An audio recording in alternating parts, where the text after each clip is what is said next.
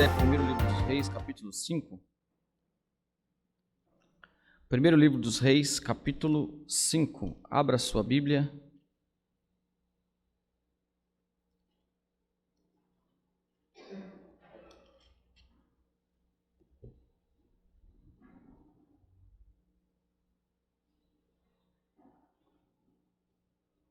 Primeiro livro dos Reis, capítulo 5, todo esse capítulo. Vamos ler. Vamos aproveitar este mês das missões para meditar um pouco sobre este contexto e também falar um pouco sobre o nosso contexto, o contexto do mês das missões. Nós já temos falado sobre isso, o pastor já tem falado também, mas é bom a gente aproveitar sempre essas oportunidades para nos lembrar da nossa missão diante de Deus, que essa missão é uma missão de todos, para nos lembrarmos dos nossos antepassados, pois se nós estamos aqui é porque houve alguém que chegou primeiro que a gente. E ontem foi aniversário da Igreja Presbiteriana do Brasil. O texto é primeiro livro dos Reis, capítulo 5. E é uma data importante não somente para a Igreja Presbiteriana, mas para todas as igrejas, porque todas as igrejas têm alguma influência da Igreja Presbiteriana. Possivelmente você que pertence a outra igreja, está me ouvindo agora, você está usando aí uma Bíblia, que foi o João Ferreira de Almeida que traduziu, ele foi um presbiteriano. Os primeiros missionários a chegar no Brasil foram presbiterianos. Universidades, escolas, orfanatos, Mackenzie é o mais conhecido. Na verdade, os presbiterianos não gostam de falar muito, né? De se gabar muito, né? Mas a gente tem feito o trabalho durante todo esse tempo, e os nossos antepassados também, de distribuição de cestas e assim por diante. Ajuda aos mais pobres. Foi praticamente o presbiterianismo que fundou os Estados Unidos da América, os puritanos. Bom, se a gente fosse entrar na história aqui, é uma coisa bastante ampla. Então, querendo ou não, você tem influência presbiteriana, querendo ou não, conhecendo ou não. Por isso que é bom a gente olhar para o passado, e por isso que essa data de aniversário da Igreja Presbiteriana, né, é uma data que todas as igrejas deveriam comemorar. Assim como aqueles que vieram antes, têm a sua importância, eles sofreram mais. A gente pode usar até esse exemplo aqui, né? Quem que sofreu mais? Aqueles que abriram essa igreja ou os que vieram depois, né? Para abrir a igreja, para organizar a igreja, para comprar os primeiros materiais. Então geralmente é sempre mais difícil para aqueles que vêm primeiro. Por isso é importante então a gente olhar para o passado e glorificar a Deus. Vamos fazer isso então, irmãos? Primeiro livro dos Reis, capítulo 5. Vamos ler de forma alternada? Enviou também Hirão, rei de Tiro, os seus servos a Salomão, porque ouvira que ungiram a Salomão rei em lugar de seu pai, pois Hirão sempre fora amigo de Davi. Então Salomão enviou mensageiros para Hirão, dizendo: Bem sabes que Davi, meu pai, não pôde edificar uma casa ao nome do Senhor, seu Deus, por causa das guerras com que o envolveram os seus inimigos, até que o Senhor lhe os pôs debaixo dos pés. Ordena-me, Senhor, meu Deus, que tenha segurança de todos os lados, não há nem inimigo, nem adversidade algum. Pelo que intento edificar uma casa ao nome do Senhor, meu Deus, como falou o Senhor a Davi, meu pai, dizendo: Teu filho que porei em teu lugar no teu trono, esse edificará uma casa ao meu nome. Dá ordem, pois, que me importa certos, os teus servos estarão com os teus servos, e eu te pagarei o salário desse segundo determinado, porque bem sabes que entre o meu povo não há quem saiba cortar a cadeira com os irmãos. Ouvindo Hirão as palavras de Salomão, muito se alegrou e disse: Bendito seja hoje o Senhor, que deu a Davi um filho sábio sobre este grande povo. Enviou Hirão mensageiros a Salomão, dizendo: Ouvi o que me mandaste dizer, farei toda a sua vontade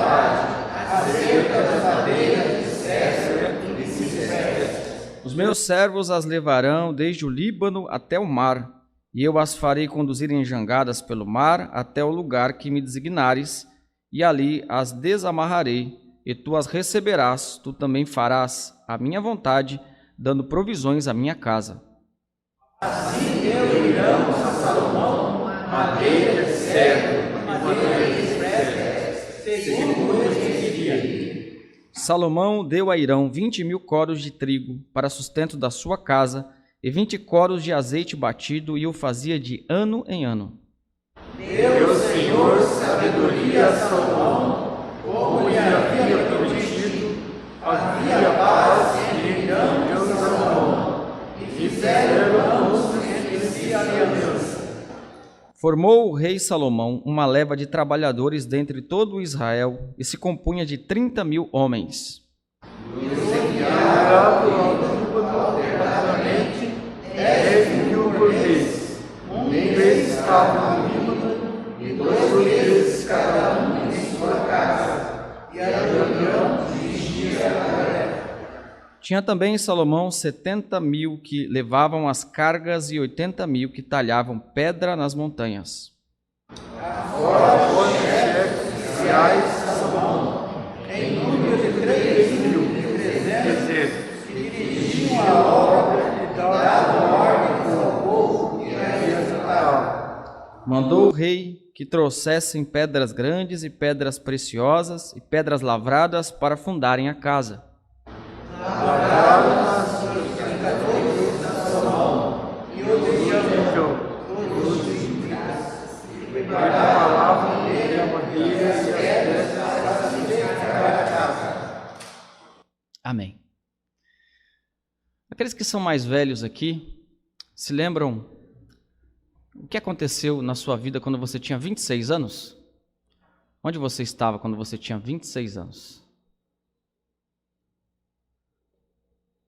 Todos aqui têm mais de 26 anos? Acho que sim, né? Guilherme já tem 26? Não? Olha só, né? Como é novinho, Guilherme, né? O que você estava fazendo com 26 anos? Com 26 anos eu estava casando. Olha só, né? Com 26 anos, Ashbel Green Simonton estava desembarcando no Brasil.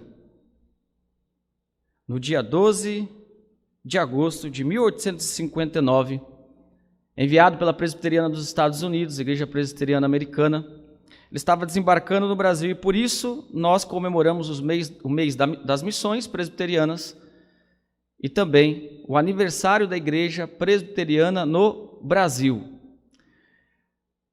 Várias oportunidades ou várias tentativas haviam ocorrido antes disso. Os presbiterianos tentaram, a fé reformada, os calvinistas tentaram entrar em solo nacional anteriormente, mas isso não foi possível por uma série de fatores. A primeira tentativa foi no século do descobrimento do Brasil, século XVI. O Brasil foi descoberto e lá por volta de 1555, mais ou menos, Calvino manda missionários huguenotes franceses, calvinistas, para pregar o evangelho aqui no Brasil. E alguns aqui conhecem a história, eles foram mortos aqui por conta de sua fé calvinista, mas deixaram uma confissão de fé que foi chamada de Confissão de Fé de Guanabara. Tentativas holandesas também foram feitas um tempo depois, cerca de um século depois, e o presbiterianismo só foi se estabelecer em solo nacional quando Simonton chegou, e ele chega então no dia 12 de agosto de 1859, aos 26 anos de idade, um país totalmente diferente do país dele. Os Estados Unidos ainda influenciavam muito, mas não havia tanta globalização em relação ao conhecimento, né? Meio de comunicação, internet. Portanto, um lugar quase que desconhecido para Simonton. Ele estava então desembarcando no Brasil. Estes homens, irmãos, devem ser estudados.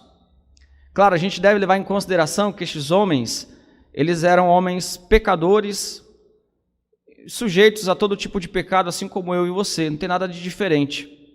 Mas tem uma coisa interessante nestes homens, Quando eu digo estes homens, estou falando dos pioneiros, Simonton, os próprios reformadores que foram bem antes de Simonton. Eles não estavam tão preocupados com os seus próprios planos ou com a sua própria glória. O que dá muito a entender é que estes homens estavam preocupados com a glória de Deus. Eles não estavam preocupados se os nomes deles iriam ser conhecidos na história, se as pessoas fariam homenagens para eles, mas eles estavam, ao que tudo indica, mais preocupados em glorificar a Deus e se alegrar nele para sempre. É por isso que a confissão puritana, confissão de Westminster e os seus catecismos, especialmente o catecismo menor de Westminster, a primeira pergunta, vai dizer que o objetivo principal do ser humano é glorificar a Deus e se alegrar nele para sempre. Inclusive, glorificar vem antes de se alegrar, porque primeiro a gente glorifica e depois a gente se alegra. Não é ao contrário, não é satisfação nossa. Primeiro a satisfação de Deus, depois a nossa. Por isso, quando nós olhamos para isso e olhamos para esse texto, uma pergunta deve ser feita.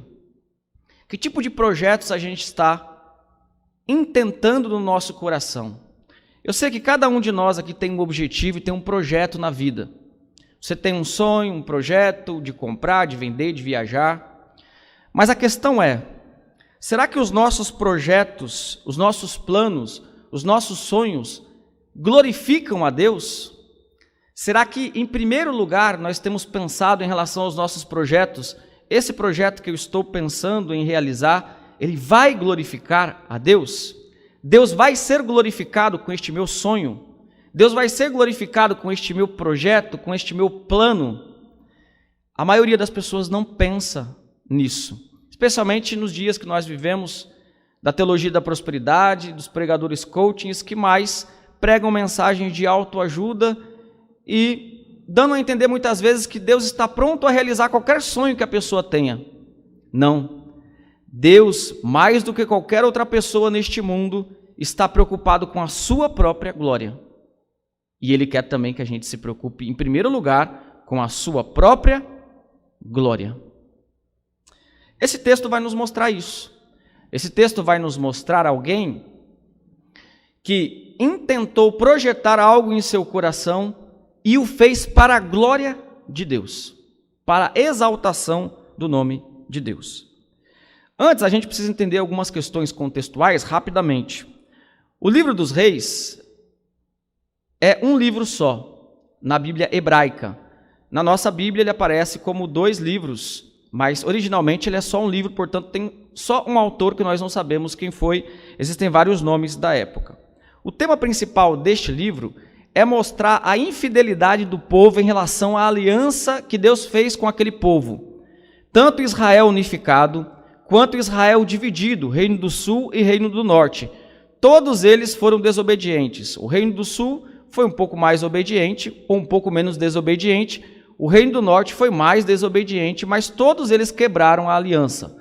Se fosse por mérito, ninguém se salvaria, porque eles quebraram a aliança. Por conta disso, Deus envia juízo sobre Judá e sobre Samaria, Reino do Norte, fazendo com que Judá fosse levado em cativeiro pela Babilônia e o Reino do Norte, Samaria, pela Assíria. Houve juízo nas duas partes da nação que era unificada de Israel. Mas o livro dos Reis não está aqui para mostrar só juízo. O livro dos Reis está para mostrar também a grande paciência de Deus.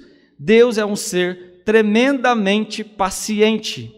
Ele envia os seus profetas, ele levanta Elias, Eliseu e tantos outros para constantemente e insistentemente falar com aquele povo. E até mesmo o Reino do Norte, que tinha inventado a própria religião, o próprio sacerdote, tinha se esquecido completamente da lei de Deus, até mesmo para eles, Deus envia profetas, demonstrando assim a sua incrível paciência. Deus nunca desiste, Ele sempre fala ao nosso coração. Deus sempre levanta pessoas para nos falar a verdade. Nem sempre nós queremos ouvir, mas Deus sempre levanta. E também uma coisa interessante do livro dos Reis é o fato de que ele vai enfatizar a pessoa de Jesus Cristo, apontando para o pacto davídico e a promessa que Deus fez a Davi, que o seu reino seria eterno. Claro, Davi morreu, então não tem como o reino de Davi ser eterno. Então essa promessa se cumpre em Cristo, filho de Davi, raiz de Jessé, descendência de Davi e assim rei messiânico. Quando nós olhamos para o nosso texto, nós vemos que ele está escrito dentro de um contexto em que Deus queria demonstrar que ele estava confirmando o reinado de Salomão. Porque lá no começo havia controvérsias em relação a quem herdaria o trono de Davi. Tanto é que um dos filhos de Davi tentou usurpar o reino. Mas Deus foi, através da sua providência e através de muitos erros do ser humano, daí a vontade de Deus e o decreto de Deus, né? A vontade humana e Deus agindo com o seu decreto. Deus foi mostrando que ele queria Salomão como sucessor de Davi. E a construção do templo é um grande símbolo dessa confirmação. Mas tem mais coisas interessantes a respeito do templo, e é necessário a gente entender bem isso. Porque, afinal de contas, Deus permitiria que um templo fosse construído para que o povo pudesse adorá-lo, sendo que Deus não habita em templos feitos por mãos humanas. Por quê? O próprio Salomão, neste contexto aqui, primeiro livro dos Reis, capítulo 5, e na história que é recontada, essa mesma história em 2 Crônicas, capítulo 2, o próprio Salomão vai falar o seguinte: tu não habitas em templos feitos por mãos humanas. Ora, se Deus não habita em templos feitos por mãos humanas, por que cargas d'água Salomão estava construindo um templo para que Deus pudesse habitar nesse templo? A resposta é que uma coisa não anula a outra. Deus habita em todos os lugares, mas Deus também quis preparar um local onde a sua glória se manifestasse, um local que simbolizasse a sua presença em meio ao seu povo, um lugar que centralizasse a adoração, porque naquela época havia muitos altares feitos a Baal, a Astarote e outros falsos deuses. Portanto, o templo resolveria todas essas circunstâncias e ainda apontaria para Cristo Jesus e para a própria igreja. Eu estou dizendo isso porque muita gente diz o seguinte: eu não vou para a igreja porque Deus não habita em templos feitos por mãos humanas. Você não descobriu a roda se você está pensando assim. Deus não habita mesmo. E o próprio Salomão, que construiu o templo, disse que Deus não habita em templos feitos por mãos humanas. Mas uma coisa não anula a outra. Ele sabia disso, sabia que ninguém pode conter Deus, mas ele construiu o templo mesmo assim. Portanto, as duas coisas são verdades. Deus não habita em um lugar fixo, mas Deus permitiu e ainda abençoou a construção do templo para que seu povo pudesse se reunir e aquilo simbolizasse a sua própria glória.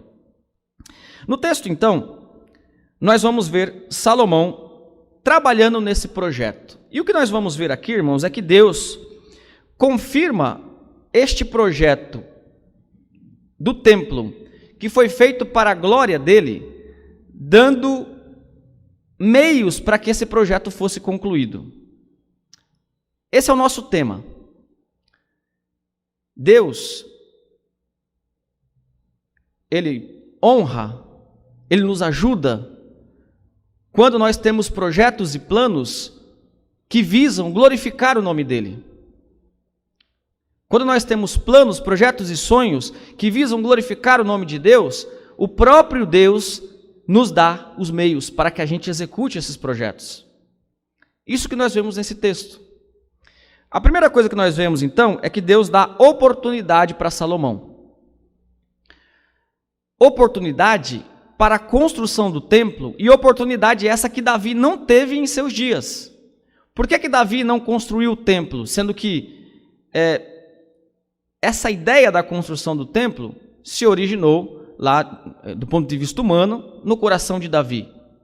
Porque ele era um homem sanguinário, Deus mesmo falou isso para ele, e porque não havia paz na época de Davi, ele estava sempre em guerra.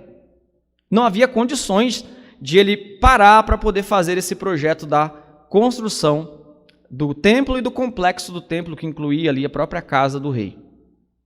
Nós vamos ver isso no versículo 4, versículo 5. Olha aí, primeiro livro dos Reis, capítulo 5, versículo 4, versículo 5. Versículo 4, os irmãos podem ler, por favor? Venha a mim, Senhor, meu Deus, e me dará descanso de todos os lados. Não há mal em mim, nem adversidade alguma. Salomão está falando isso para Irão, rei de Tiro. Olha, Deus tem me dado paz. Não há guerra, então agora eu tenho uma oportunidade para a construção do templo. Versículo 5. Pelo que intento edificar uma casa ao nome do Senhor, meu Deus, como falou o Senhor a Davi, meu pai, dizendo: teu filho que porei em teu lugar, no teu trono, esse edificará uma casa ao meu nome. Ele está fazendo uma referência a uma profecia, a uma fala de Deus a Davi, falando sobre Salomão. E essa fala está no primeiro livro das Crônicas, capítulo 22, versículo 9, eu vou ler para os irmãos. Deus diz a Davi: eis que te nascerá um filho, que será homem sereno, porque lhe darei descanso de todos os seus inimigos em redor. Portanto, Salomão será o seu nome. Paz e tranquilidade darei a Israel nos seus dias. Porque Salomão será o seu nome e te darei paz? O nome está ligado a isso. Nome Salomão significa pacífico. Portanto, essa promessa, e por que não dizer que o próprio reinado de Salomão aponta para Cristo Jesus? Porque Cristo Jesus é dito pelo profeta Isaías que é o príncipe da paz. Príncipe da paz. De certa forma, Salomão, o príncipe da paz, o rei pacífico, aponta para Jesus Cristo. Deus deu então para Salomão oportunidade para ele construir o templo. Em 1855, o nosso irmão Ashbel Green Simonton foi alcançado por um grande reavivamento que estava havendo na América. Ele fez a sua profissão de fé e pouco depois ele ingressou no seminário de Princeton. Quando ele estava ouvindo uma pregação de um de seus professores, Charles Hodge, um conhecido estudioso da Escritura, ele sentiu o desejo de ser missionário. Nasceu no seu coração o desejo de se engajar no projeto missionário. E o desejo dele, e essa foi a sugestão dele para a junta de missões da igreja americana, o desejo dele era vir para o Brasil. Portanto, quando nós queremos fazer alguma coisa que glorifica a Deus, geralmente, irmãos, Deus nos dá oportunidades. Deus deu oportunidades para Salomão. Deus deu oportunidade para Simonton. Ele estava no lugar certo, na hora certa, e aproveitou as oportunidades que ele tinha. É assim que Deus age. E talvez seja nos momentos assim mais estranhos que surjam essas oportunidades. Porque a oportunidade não está ligada à nossa ideia de oportunidade, mas à ideia de Deus. Por exemplo, quando olhamos para os reformadores, nós vemos também exemplos assim. Uma das grandes obras que Lutero fez foi fazer a tradução da Bíblia para o alemão. Irmãos, o trabalho de tradução para qualquer língua é um trabalho complicado. Tanto que João Ferreira de Almeida não chegou a terminar a tradução do Antigo Testamento. Os seus discípulos ali que terminaram. É um trabalho desgastante, que leva muito tempo. Foi em um momento da vida de Martinho Lutero que ele estava estava como fugitivo, sendo perseguido por conta de sua fé protestante, que ele se refugiou em um castelo e ali ele teve a oportunidade de, naquele tempo que ele ficou refugiado, fazer a tradução da Bíblia para o alemão, que era a língua dele, a língua mãe de Lutero. Oportunidades. Um dos livros mais traduzidos da história e mais vendidos depois da Bíblia é O Peregrino de John Bunyan. John Bunyan, da mesma maneira, escreveu esse livro e tantos outros, esse é o mais conhecido, quando ele esteve preso por 12 anos por causa de sua fé reformada. Oportunidades. Por isso, quando nós queremos fazer algo para a glória de Deus, Deus, de alguma maneira, nos dá oportunidades. O apóstolo Pedro entendeu bem isso, e na sua carta, capítulo 3, versículo 14 e 15, ele diz o seguinte: mas, ainda que venhais a sofrer por causa da justiça, bem-aventurados sois, não vos amedronteis, portanto, com as suas ameaças, nem fiqueis alarmados. Antes, santificai a Cristo como Senhor em vosso coração, estando sempre preparados para responder a todo aquele que vos pedir a razão da esperança que há em vós. Quando te perseguirem e perguntarem por que você faz o que faz, você tem uma oportunidade para explicar a fé evangélica. Portanto, aproveite as oportunidades que Deus te dá. Se você sonha com algo, tem algo, e você quer fazer isso para a glória de Deus, e os seus motivos não são egoístas, esteja preparado para as oportunidades que Deus vai te dar. O segundo ponto dessa mensagem é que Deus dá para Salomão outra coisa extremamente necessária para que a gente realize qualquer projeto: sabedoria. No contexto anterior, Deus havia dado sabedoria para Salomão, porque Salomão pediu sabedoria a Deus. E agora Salomão, depois de executar a sua sabedoria no exemplo das mulheres que estavam brigando por causa da criança, agora ele executa a sua sabedoria em um evento maior, onde a sua sabedoria era extremamente necessária: a construção do templo. Vemos isso, por exemplo, sendo destacado no versículo 7. Os irmãos podem ler o verso 7?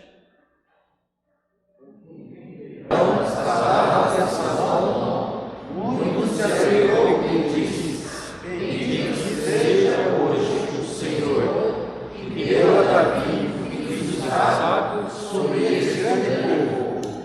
Isso, Irão, rei de Tiro, reconheceu isso. Bendito seja o Senhor que deu um filho sábio. A sabedoria de Salomão também é destacada no versículo 12, que diz o seguinte, olha aí: deu o Senhor sabedoria a Salomão, como lhe havia prometido. E lá em 2 Crônicas 2,12, que retrata a mesma história com detalhes um pouco diferentes, Irão diz o seguinte: bendito seja o Senhor, Deus de Israel, que fez os céus e a terra, que deu ao rei Davi um filho sábio, dotado de discrição e entendimento, que edifique casa do Senhor e para seu próprio reino. Salomão teve sabedoria para negociar, porque o templo seria feito com materiais que não tinha em Israel. Não havia naquele lugar. Ele teve que ter sabedoria dada por Deus para que ele pudesse negociar. Ele teve que ter sabedoria e entendimento para usar, para ser duro. Salomão foi duro, veja que ele recrutou milhares de pessoas. Você não consegue recrutar tanta gente se você não tiver pulso firme. Inclusive, Roboão e Jeroboão, na divisão de Israel, um pouco mais para frente, o povo vai salientar isso, dizer que Salomão era bastante duro, inclusive em seus impostos. Era necessário que isso ocorresse. Salomão teve sabedoria para entender que, apesar de sua sabedoria, ele não conseguia fazer tudo.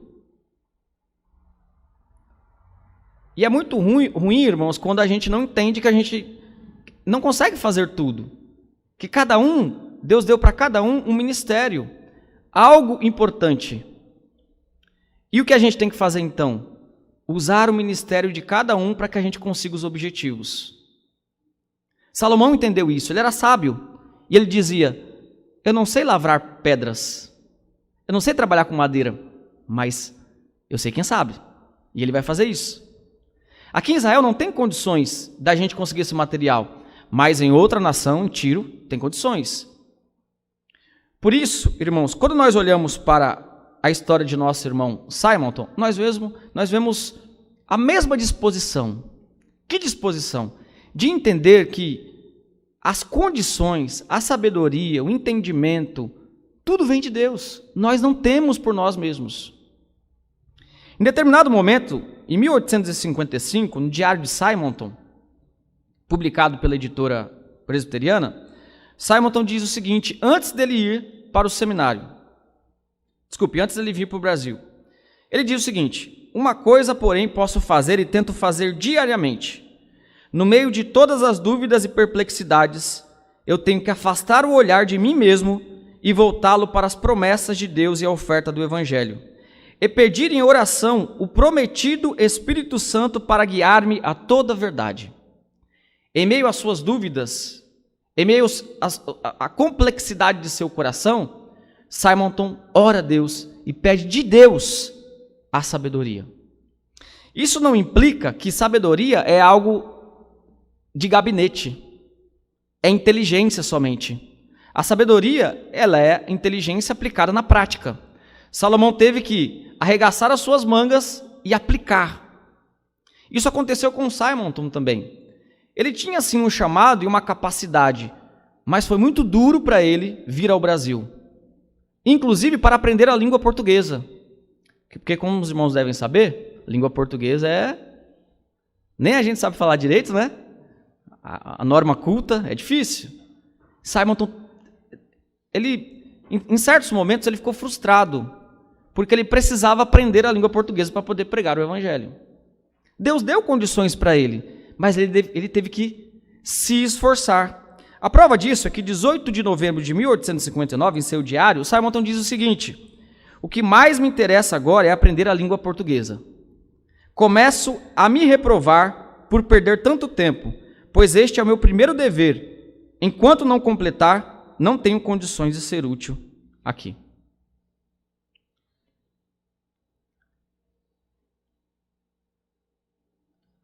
Lutero, Calvino, tantos outros, também tinham essa noção de que eles não eram capazes. Esses homens, ao que tudo indica, não estavam interessados em que os seus nomes ficassem para a história, mas eles estavam interessados em glorificar o nome de Deus. Em certo momento, quando questionado acerca da reforma protestante, Lutero diz que ele não fez nada. Ele diz assim, em uma de suas frases mais conhecidas: enquanto eu estava na mesa, comendo e bebendo com Philip Melanchthon, a palavra de Deus fez tudo. A palavra de Deus foi derrubando o papado. A palavra de Deus foi falando ao coração das pessoas. E ele conclui: eu não fiz nada, a palavra de Deus fez tudo. Por isso, irmãos, quando nós queremos fazer algo para a glória de Deus, nós devemos reconhecer que Deus nos dá meios, sabedoria, entendimento, mas isso vem de Deus. Diante disso, que Deus te dê sabedoria, que Deus te dê entendimento daquilo que você sabe fazer e daquilo que você não sabe. Olha que isso é difícil, viu? É muito difícil isso. Daquilo que você sabe e daquilo que você não sabe. Para que você possa, então, distribuir isso dentro daquilo que você quer fazer para a glória de Deus. E entender, eu não sei fazer isso daqui, mas olha só, esse aqui sabe. É assim em todas as áreas da vida, irmãos. No país é assim também no governo civil. Os grandes presidentes da história, tiveram poucos, né? Mas os grandes reis, eram aqueles que entendiam a capacidade daqueles que estavam em seu redor. Eles entendiam, isso aqui vai ser um bom ministro da economia. Isso aqui vai ser um bom ministro de determinada área. Isso se chama sabedoria. Mas para tanto, é necessário olhar para nós mesmos e saber, eu não sei fazer tudo. Eu preciso de sabedoria para poder distribuir em todas as áreas da vida, isso é necessário. E por último, irmãos amados, o que Deus deu para Salomão para a realização de seu projeto de glorificação ao nome de Deus através do templo?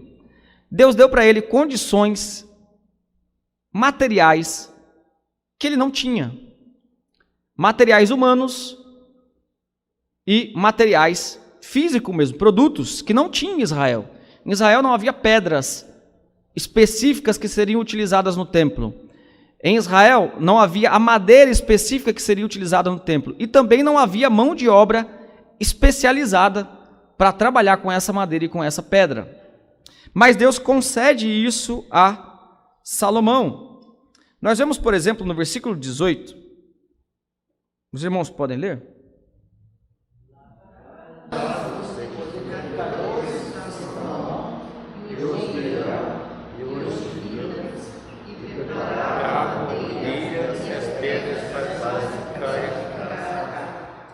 Não foram só os edificadores de Salomão, mas de Irão e os giblitas. E em 2 Crônicas, capítulo 2, que eu disse que esse texto é registrado com alguns outros detalhes, nós vemos a figura de um especialista, de um mestre. O nome dele era Irão-Abi. Eu vou ler para os irmãos o texto que retrata esta figura. 2 Crônicas, capítulo 2, versículos 7, 13 e 14, diz o seguinte: Manda-me, pois, agora um homem que saiba talhar em ouro. Salomão está pedindo para Irão, né? Em prata, em bronze, em ferro, em obras de púrpura, de carmesim, de pano azul, que saiba fazer obras de entalhe, juntamente com os peritos que estão comigo em Judá e em Jerusalém, os quais Davi meu pai empregou. Aí Irão respondeu. Essa resposta não tem aqui em 1 livro dos Reis, capítulo 5. Mas tem em 2 Crônicas, capítulo 2, versículo 13 e 14. Agora, pois, envio um homem sábio de grande entendimento, que é Irão-Abi, filho de uma mulher das filhas de Dan, então por parte de mãe ele era israelita, e cujo pai foi homem de Tiro, e por parte de pai ele era gentil.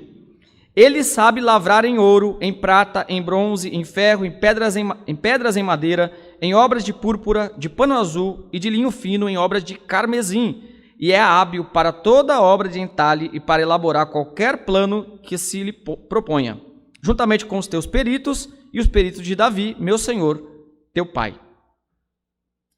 E este homem foi. Existem até muitas questões históricas a respeito deste homem aqui, e até algumas seitas, né, se baseiam na história desse Irão-Abi, inclusive a própria maçonaria, né, mas esse é um outro assunto. O fato aqui, irmãos, é que Deus dá materiais, Deus coloca pessoas e dá condições para aqueles que querem fazer coisas para a sua glória. Quando nós olhamos a vida de Simonton, fundador da Igreja Presbiteriana no Brasil, nós o destacamos como um dos pioneiros. Mas nós não podemos nos esquecer de que Deus colocou muitas pessoas junto a este homem. E é sempre assim. Com Lutero, Calvino, havia mulheres, havia homens, conhecidos, desconhecidos, anônimos ou não, que Deus colocou ali para que a obra dele pudesse continuar. Deus dá condições para que a sua obra continue. Duas pessoas importantes no estabelecimento do presbiterianismo do Brasil, uma delas é o genro, é o cunhado de Simonton, Blackford, e o padre convertido ao presbiterianismo, José Manuel da Conceição, JMC, né? O nosso seminário em São Paulo leva esse nome. Esses dois também ajudaram muito, deram muito suporte, inclusive estão ali no mesmo nível, né, de ajuda, né, de evangelização, de disposição. E um dos registros do Diário de Simonton, em 6 de outubro de 1864, está escrito o seguinte: o navio Santa Maria está ancorado e esperamos a chegada do senhor Blackford e do padre José Manuel da Conceição, que tem estado tanto em nossos pensamentos e conversas nesses últimos meses. Ele decidiu deixar Roma e obedecer ao Evangelho. Temos grandes esperanças de que Deus o tenha escolhido para um importante trabalho no Brasil. Possa ele ter o ensinamento do Espírito e solidez na fé. Deus prepara pessoas quando nós queremos fazer algo para a glória de Deus. Na época da Reforma Protestante, a gente podia destacar muitas coisas, irmãos, que Deus levantou. Mas uma coisa em especial foi uma máquina, a imprensa. Exatamente no século da Reforma Protestante, Gutenberg inventou a imprensa, que era uma máquina de imprensar mesmo. E os textos saíam escritos ali, né, eram recortados. Portanto, com a invenção da imprensa, as pessoas não precisavam ficar mais copiando de forma manuscrita. Isso que significa manuscrito.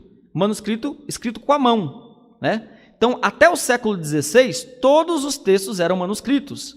A partir do século XVI, com a invenção da imprensa, os textos agora eram copiados nessa máquina que foi se aperfeiçoando até a gente chegar numa questão moderna, né, que você deve ter na tua casa lá, que é uma impressora. A impressora, a imprensa de Gutenberg é o antepassado da impressora que você tem na tua casa. Agora, imagine o seguinte, irmãos, uma máquina dessa sendo inventada exatamente na época da Reforma Protestante. É brincadeira, né? É muita providência de Deus. Exatamente na Alemanha. E os textos de Lutero puderam ser ali distribuídos, multiplicados, e isso fez com que ninguém pudesse parar a Reforma Protestante. Com o passar do tempo, a palavra imprensa ganhou o sentido de mídias. Por isso a gente chama lá, né, os canais de televisão, jornais e assim por diante de imprensa. É porque as palavras elas vão ganhando forma e ganhando significações diferentes com o passar do tempo. Você quer ver um exemplo disso, dessa mudança das palavras? É a palavra amor. As versões um pouquinho mais antigas, não muito, um pouquinho mais antigas, de 1 Coríntios capítulo 13, trazem da seguinte maneira, 1 Coríntios capítulo 13. Ainda que eu falasse a língua dos anjos, dos homens, se eu não tivesse caridade, eu nada seria. A palavra caridade. Só que a palavra caridade ganhou uma significação já de boa obra, né? de ajuda a necessitados. E não é esse o sentido do amor ali. Portanto, a palavra utilizada é agora amor. Então, as palavras elas vão mudando. Imprensa, né, significava a máquina, e hoje são as mídias sociais. Mas o fato aqui mais importante é que Deus prepara aquilo que é necessário, seja em relação às pessoas, seja em relação aos materiais, quando nós estamos dispostos a projetar coisas para a glória do nome de Deus. Se o que você tem no seu coração é para a glória de Deus, esteja preparado para as oportunidades. Esteja preparado para o fornecimento de Deus. Isso não é uma regra, né? Nem todo mundo que sonha alguma coisa para Deus, Deus dá tudo isso. Mas é uma probabilidade muito grande de que, se você quer realmente fazer algo, não só um plano egoísta, para a sua própria glória, mas para que Deus seja exaltado, é muito provável que Deus te dê as condições necessárias, porque o mais interessado na glória de Deus é Ele mesmo. E nisso, irmãos, eu termino essa mensagem apelando a todos. Sonhe. Faça projetos. Nós vivemos em dias que nós somos tão egoístas e todos os projetos que nós fazemos são relacionados à nossa vontade. Projetos que não glorificam a Deus, projetos que não exaltam, que não abençoam a igreja, e muitas vezes fazem com que as pessoas se arrisquem em cirurgias, se arrisquem em gastos exagerados, em coisas que não vão glorificar o nome de Deus. Ouse sonhar e projetar coisas que glorifiquem a Deus. Porque o mais importante é a glória dele. Estes pioneiros, e aqui eu estou encerrando, eles deixaram esse grande exemplo. O próprio Simonton registra, e se você ler o diário de Simonton, quando você chegar nessa parte, se você não chorar, você não tem coração. Quando Simonton se casa, ele vem para o Brasil solteiro, e ele se casa com Ellen, sua esposa, ela fica grávida, e no momento do parto ali, no diário dele, em um momento ele escreve com alegria que ela vai ter o filho, né? E no dia posterior ele já está arrasado, escreve que ela faleceu no momento do parto. E ele ficou extremamente arrasado. Talvez, do ponto de vista humano, talvez ela não tivesse morrido se ela estivesse na América, com melhores médicos, com melhores condições. Mas veja, este homem, que teve uma vida tão curta, e apesar de com 26 anos ele chegar no Brasil, morreu com 34 anos. A maioria aqui tem mais de 34 anos. Isso nos ensina exatamente pessoas que, do ponto de vista humano, gastaram a sua vida. Do ponto de vista humano, as pessoas olham e falam, poxa, o camarada morava nos Estados Unidos, a maior potência mundial, e vem para o Brasil aprender uma língua totalmente difícil, sujeito a um monte de doenças, um lugar quente. Ele falava muito do calor, né, do Rio de Janeiro, né? Imagina, um camarada do sul dos Estados Unidos vem para o Rio de Janeiro, gasta a sua vida. O que ele queria? O mundo não consegue entender isso, irmãos. O mundo não consegue entender aquilo que está escrito em Hebreus 11, que Moisés, ao invés de querer ser faraó, preferiu sofrer com o povo de Deus, porque via a ressurreição. O mundo não consegue entender isso. O apóstolo Paulo e os outros apóstolos morreram abandonados. Claro, a gente não tem que procurar isso, né? Não estou falando aqui para a gente procurar, não, vou morrer abandonado, perseguido. Não, não é isso. A questão o que eu estou querendo destacar aqui é a intenção do coração dessas pessoas. Eles não estavam de olho no prêmio humano. Mas havia uma coisa que fazia diferença na vida deles, além de tantas coisas: a glória de Deus, o mundo vindouro, a ressurreição. Aqui eu estou desse jeito, mas um dia eu vou ser glorificado, vou estar com Cristo para sempre, sem sofrimento, sem dor. Isso é o Evangelho de Jesus Cristo. E por isso que Paulo, em 1 Coríntios capítulo 15, ao repreender a igreja, porque muitos não estavam acreditando na ressurreição mais, ele diz assim: aquele que vive em Cristo somente para essa vida é o mais miserável de todos os homens. Porque essa vida, imagine, e olhando para a vida do apóstolo Paulo, né? E assim eu encerro essa mensagem com uma frase de um reformador, pai do movimento reformado, depois viria Calvino, né, na herança dele, Ulrico Zwinglio.